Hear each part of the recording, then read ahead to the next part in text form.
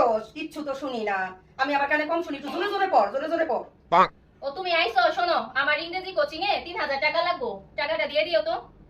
সেদিন না টাকা দিলাম, আবার কিসের টাকা লাগবো? হেই, তুই ইংলিশ কোচিং করস? কেমন কোচিং করস?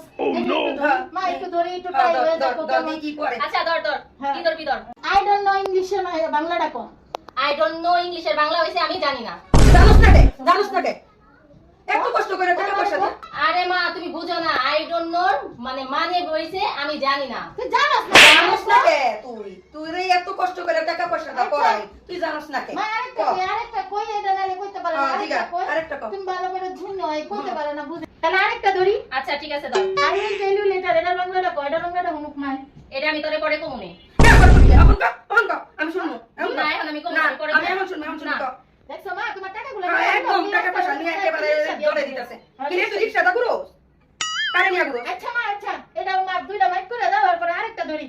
হঠাৎ তো কি কো? গাদার মতো প্রশ্ন করলে উত্তর দেবো কি? কি বিয়া তো বলছে? হ্যাঁ, পরে ইংলিশ মিডিয়ামে পড়াই। কি বিয়া তো বলছে? তিনটা প্রশ্ন একটা উত্তর দিতে হলো না। কি হলো?